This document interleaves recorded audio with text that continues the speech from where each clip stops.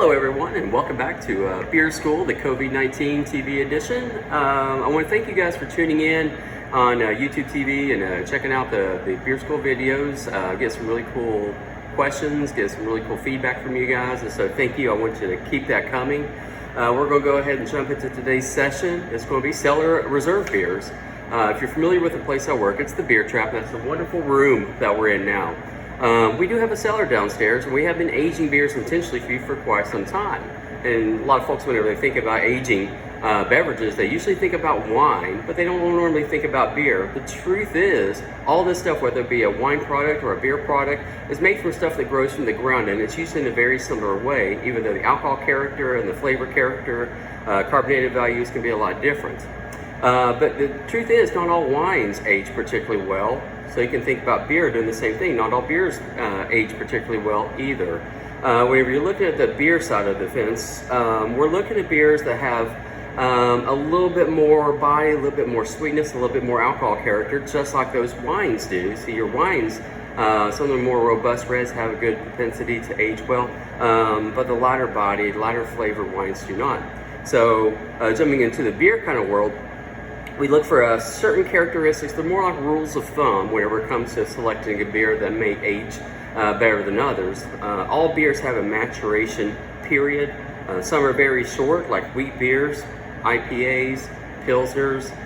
When they're finished fermenting, they're almost ready to drink right then. They may only need a couple of weeks of conditioning before they meet that optimum age, so the flavors have a chance to meld and come together in a very mature kind of way. Other beers that are stronger need a little bit more time, maybe weeks, maybe months, maybe years. So most of your beers that we're selecting, I usually tell folks that when it comes to aging beers, look for them to reach a peak, even the bigger beers, reach a peak somewhere between year 2 and year 5, with rare exceptions going beyond 5 into 10, 15, 20 years. Beers just normally don't do that. Wines sometimes can allow that, but beers do not. So what are some of the rules of thumb that we look at whenever it comes to what a beer may do during its aging process? One beer that we may select is going to be a beer that's above 8% alcohol. 8% is usually whenever people consider a beer to be Imperial status or a double L status. So you look for a beer that's somewhere in the neighborhood of 8% and higher. Another rule of thumb is it doesn't have some measure of darkness associated with it. If the beer's a little bit on the darker side, that means it has a little bit of acidity from those darker grains, and it has some other mechanisms built in that ensures the beer, whenever it oxidizes, when it ages, it's going to do so gracefully rather than becoming a deterrent to the flavors. The third thing we look for, how much sweetness does the beer have? Is that if it has some measure of residual sweetness, then that usually means that it has the ability to age gracefully as well. Some of the other rules that kind of break that are sour ales. Some of your sour ales below the pH of 3.4, which means they're fairly acidic, those have a tendency to lock in flavors really well also. With the exception of like your Gozes and Berliner Weiss, those are usually meant to be drinking a little bit on the newer side or on the younger side. As they oxidize or as they start to age, their flavors can turn into something more papery, cardboard, or even take up the aroma of wet dog, and I don't think any of us need that in our beer. But some of your lambics, your Belgian style sours can age very, very well, even up to decades. Those are some of the beers that can extend that five-year age that I talked about a little bit earlier. So jumping right into some of these things, the Cricket Stave makes a really good line of products. They did in the years 2012 through 2015. They really did a lot of really nice things with mixed fermentation saisons, and that means that the beers had some bacteria along with some wild yeast associated with it. So they made the beer a little on the sour side, a little on the drier side, and so I really like what these beers do. Now, when you're looking at sour ales, whenever they start to age out, or at least the ones that have a lot more, I guess, character from the microorganism standpoint, they have a tendency when they're young to pick up this almost a winey, vinegar, or cidery characteristic, and it's very distinctively so that way. As they age, that characteristic that seems cider or vinegar-like starts to go away, and it starts to become this very mature, almost a leathery, almost a powdery kind of sourness.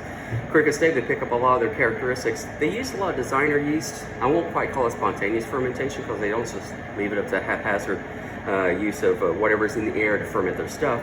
They actually pick and choosing the blend of yeast and bacteria that actually works well in their beers. I suspect in some of these saisons that they worked on at that time period between 2012 and 2015 to be a little bit more of the wild yeast characteristics and less of the bacteria characteristics. But they age them in oak, so they pick up the tannins from the flavors. And as these age, they get really, really mellow. They get really smooth, really easy. Saisons are usually expressive of the carbonation. As time goes on, the carbonation seems to soften up a little bit, becomes a little bit more feathery on the palate, and so we usually like that characteristic a lot. Moving on, some other beers that do real well. We got two beers by Dogfish Head today.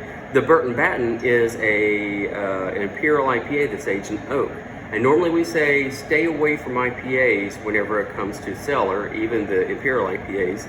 And that's because usually when IPAs have a tendency to age out, the hop aroma fades very quickly. The hop flavor starts to fade too over time. The hop bitterness likes to hang on for a while, but eventually it'll fade also. The problem with aging most IPAs is once you lose the hop characteristic, there's not as much development whenever it comes to the malt and the other esters and the other yeast characteristics to make up for that difference. And so usually whatever trails off from the hops leaves a void in its wake, and you just don't pick up anything of value after that. With the exception of a few. Dogfish Head, the Burton Baton is one of those. As it starts to lose the hop aroma, lose the hop flavor, and it's done so already. The oak that it's aged in, it's already kind of pulled some of those characteristics from the hops already. So what you end up with is a beer that does fade in hop characteristics, but the malt complexities and the ester complexities and some of the spices that come along with the wood really mellows out really well and turns this beer into a little bit more of an American barley wine instead of an Imperial IPA. So sometimes it's the sweeter, heavier IPA that relies a little bit more on yeast esters or maybe even a spice from a phenol, or in this case, a spice from the oak. You can pick up some characteristics like that that do improve over time, and it makes up for that difference in the loss of hops. One of the classic beer styles that is just a shoe-in whenever it comes to cellar potential is the Belgian Dark Strong Ale, especially the ones from Trappist breweries, or in this case, it's one from a secular brewery that a lot of the Trappist breweries like to emulate. In this case, it's the St Bernardus. You get a lot of fruit esters, you get a lot of spicy phenols, the alcohol is up there, you get the darkness from the grain, so you have a lot of nice pleasantries that come along with a beer like this. When the beer is young, you end up with a lot of distinctive fruit characteristics, a lot of distinctive spice characteristics, and you can tell which ones they are almost. The malt, you can almost tell how much, you can taste the sugar that they put in it, you can taste the grains that they put in it, and all those things are somewhat separated, and it adds to the complexity.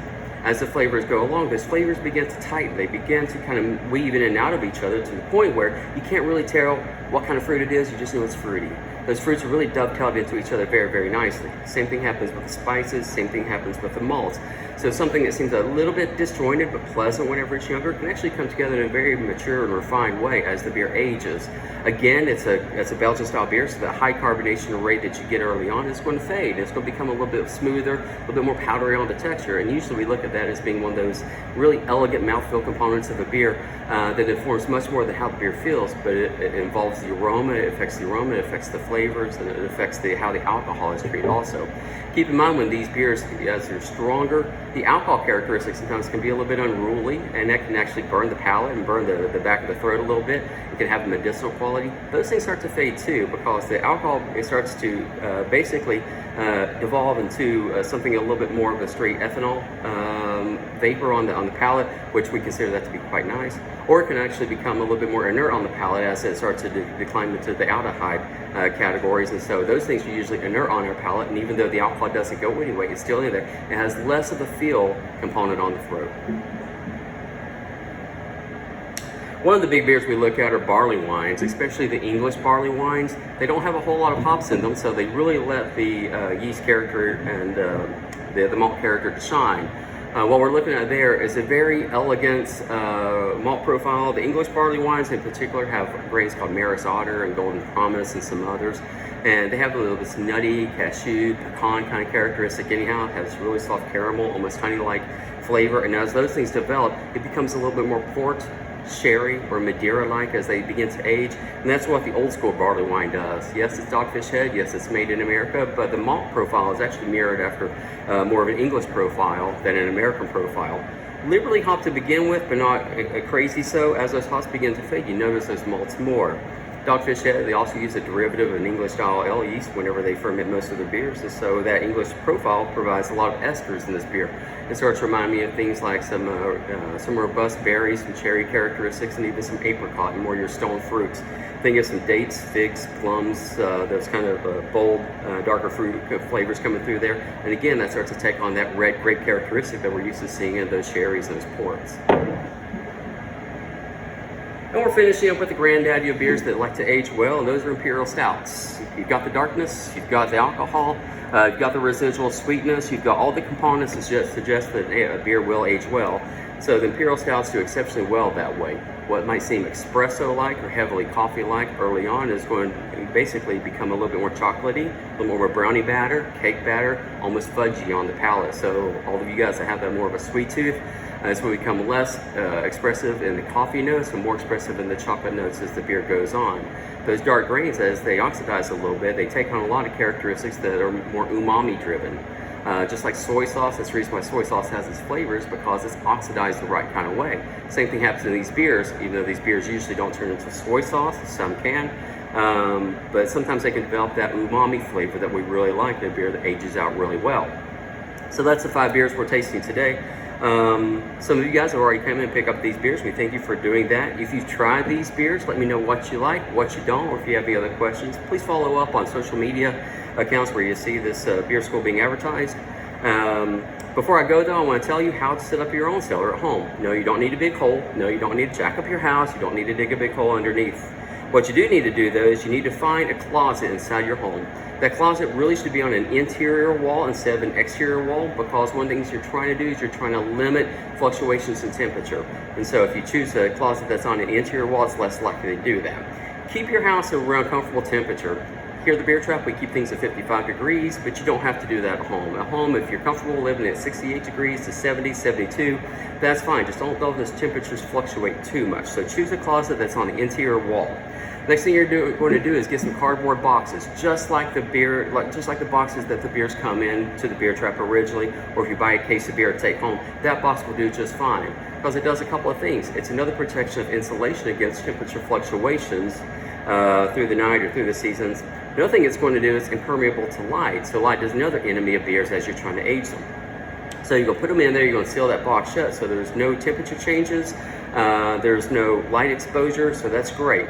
Inside that closet, you don't have a whole lot of light anyhow. You've got certain levels of protection if you have that box on the bottom of the floor, with the clothes being above that, maybe shoes above that, and the shelving, and the light way above there. Turn that light off as you're leaving. You shouldn't have any problem at all with that.